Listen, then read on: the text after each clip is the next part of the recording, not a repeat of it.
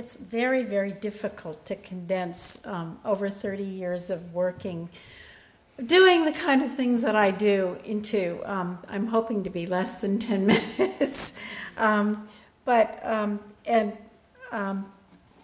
Catherine, thank you very much for the introduction. And I'm going to sort of tell the story of how we got into what we were doing, and then really, because we work with a lot of women over the years, I'll finish up by just making some observations about the women apprentices that worked on our farm for many, many years. So here goes.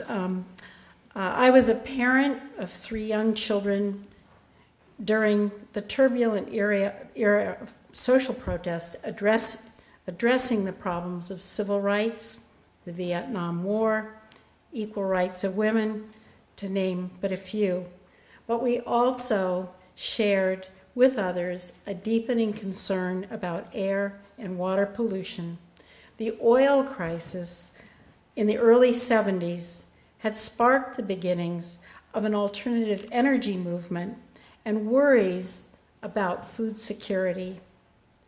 Coming out of these times, I was been very privileged to be a part of many, many initiatives, and I'll just mention at the beginning 5 of these initiatives, and then I'd like to go into sort of the story of how we got into all of these things.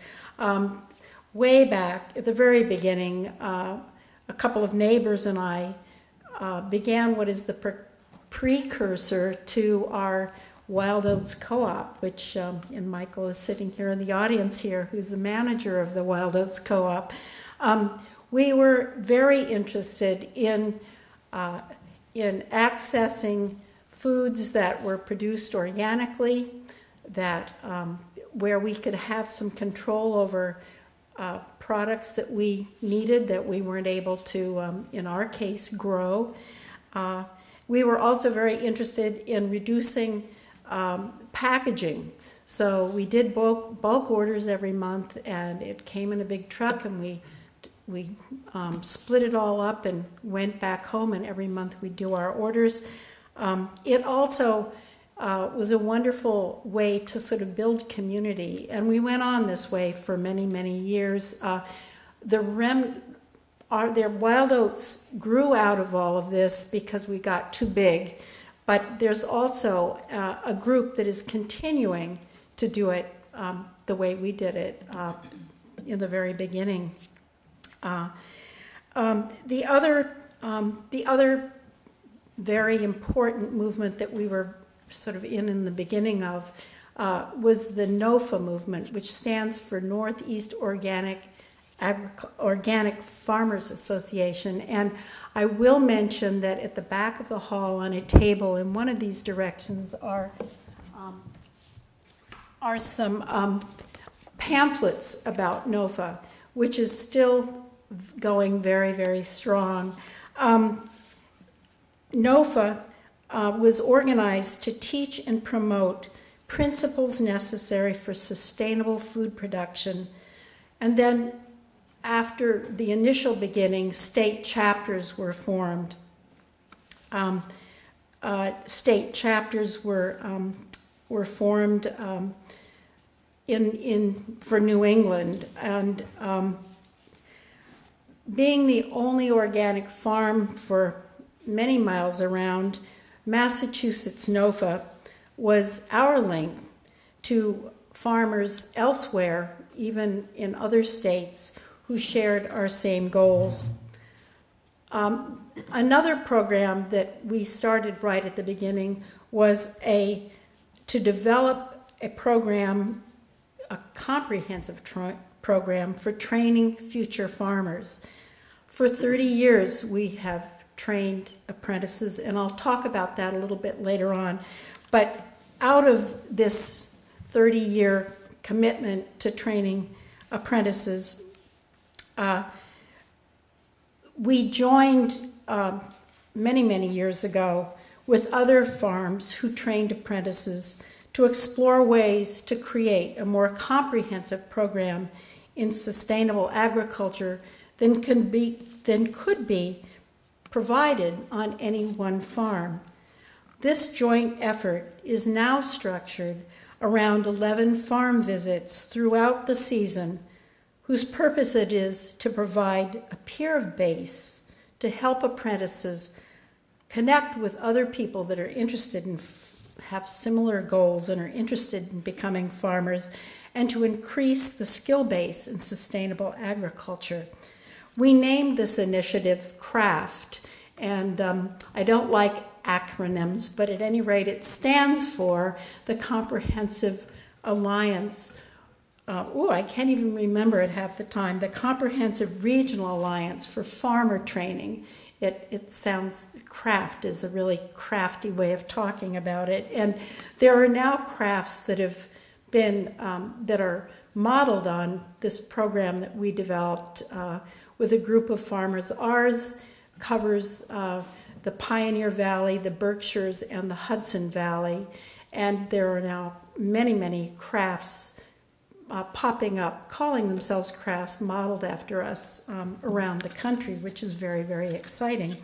And then in 1991, we became a community-supported agriculture farm at Caretaker Farm, and I'll go into that a little bit later. And finally on the list, as Catherine mentioned, we created a community land trust, which is a model to preserve Caretaker Farm as an affordable working farm in perpetuity for future generations.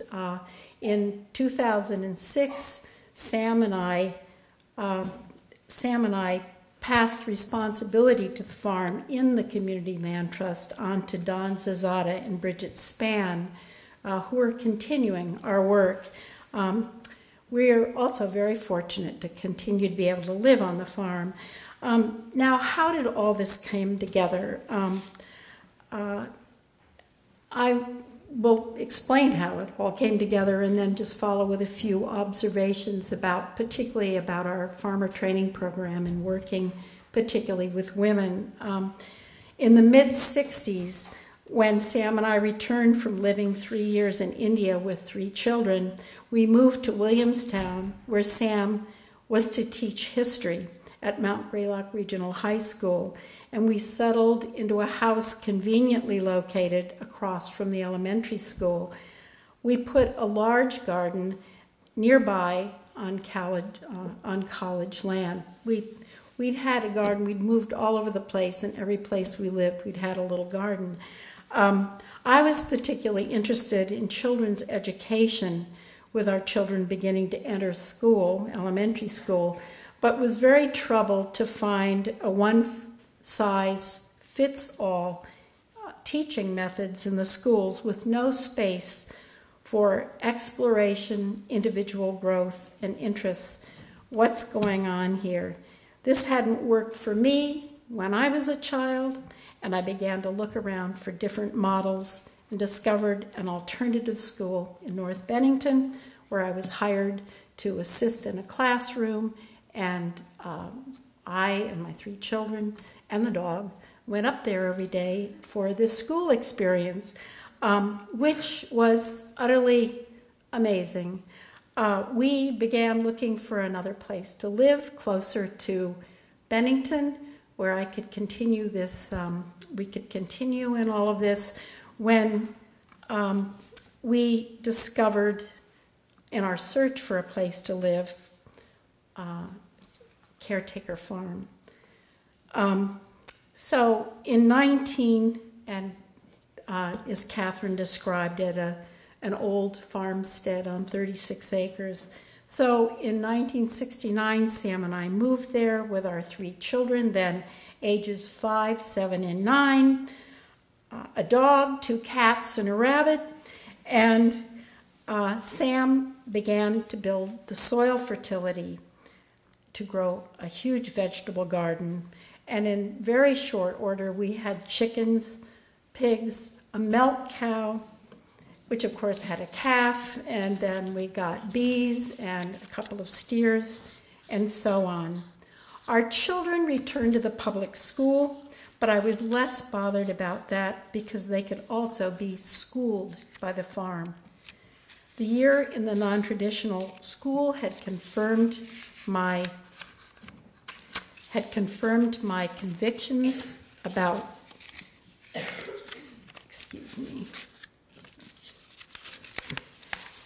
about teaching, and I enrolled in North Adams State College to study early childhood education. One of my regrets is that I never did get into the public schools to teach a classroom, but Caretaker Farm was beginning to produce enough vegetables to sell to local restaurants, small markets, and food co-ops, and Sam quit his job to become a full-time farmer. We began to engage 3 or 4 apprentices every season that came to live and work with us in exchange for room and board and a small stipend.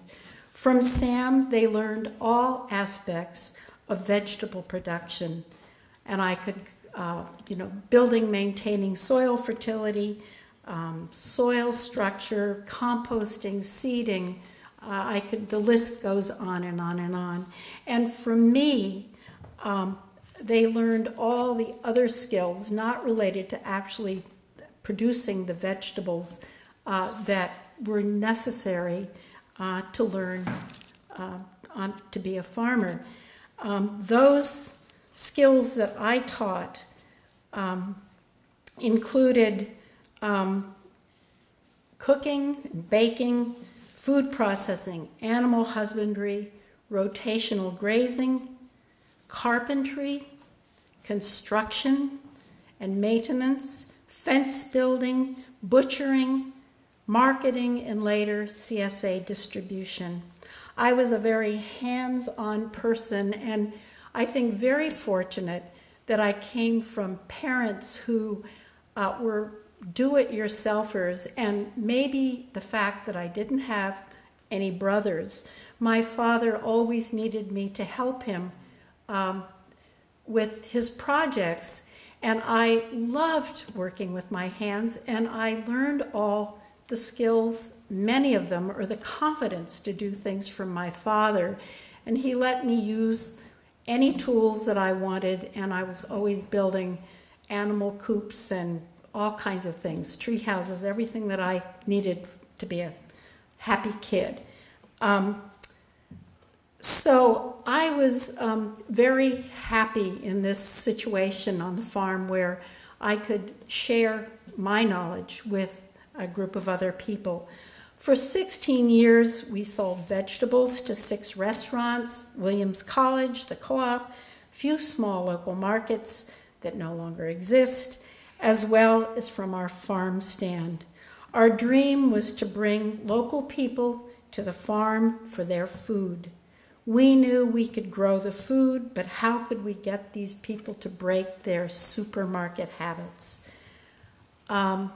We also began a bakery, which was a big come on to people and really enhanced our farm stand viability. But then the town told us we had too many signs out and we had to take our sign down.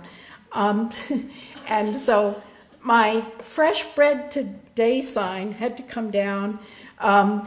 But we had a big popular following. But in the mid-'80s, we heard about the concept of community-supported agriculture. This was exactly what we had dreamed about, but it took another 5 years to convince Sam that it would work. Truly. And we had a good thing going, so why, break it? In 1991, with a core group of farm stand regulars and under the leadership of Samuel Bittman sitting over there, who sort of headed the core group, we met with a group of farm stand regulars and created a proposal to present to the members of the community in order to sign up shareholders. The concept of community-supported agriculture, which probably most of you know, is a real focus on putting people in contact with the food, with the land and the farmers that grow their food. In our farm, members have to come to the farm to get their food. Some crops are offered as you pick, which means they need to be harvested by members themselves.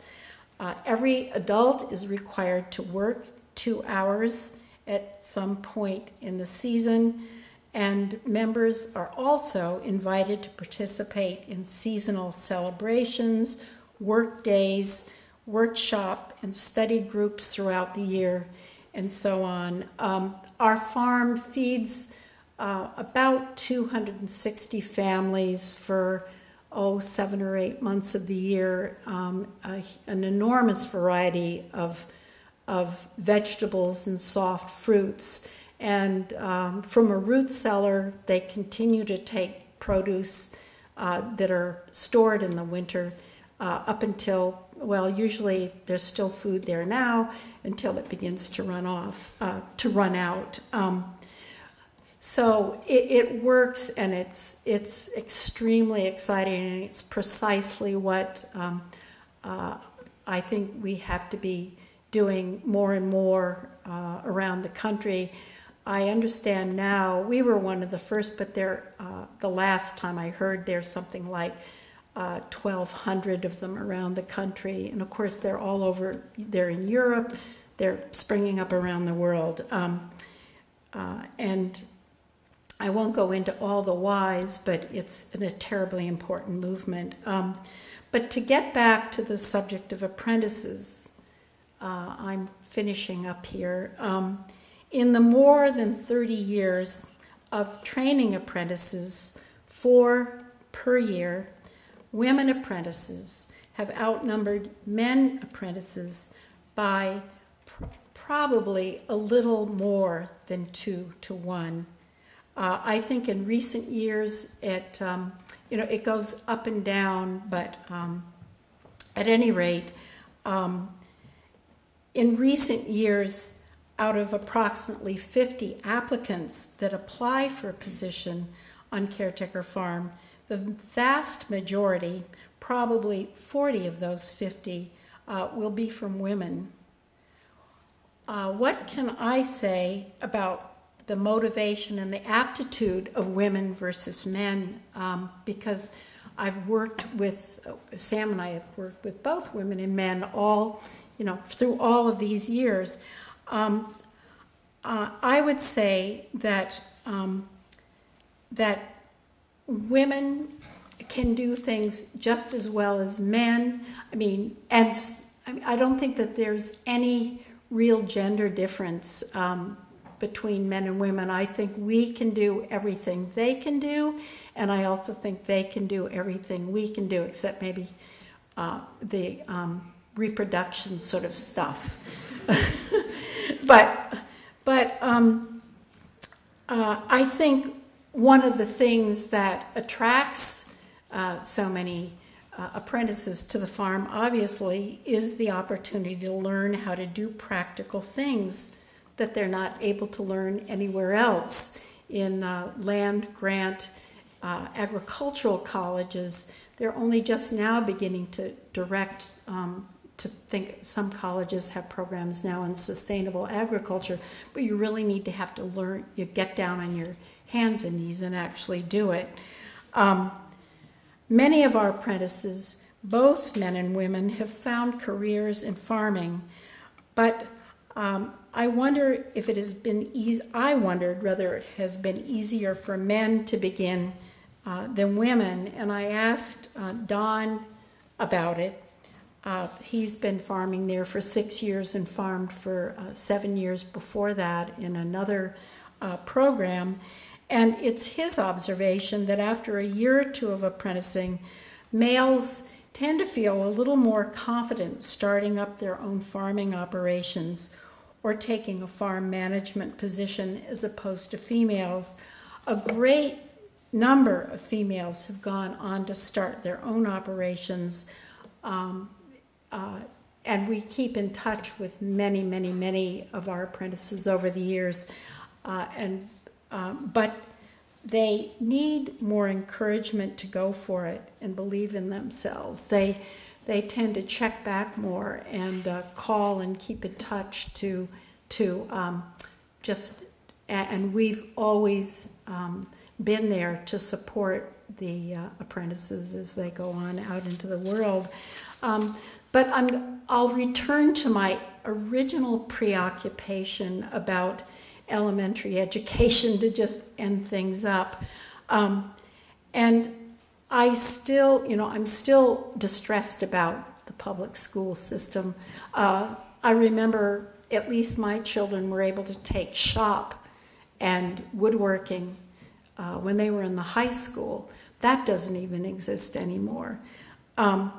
I would hope that at the very least that schools in the future, starting now, would give children a greater opportunity to learn practical skills and to gain confidence that they can do these things.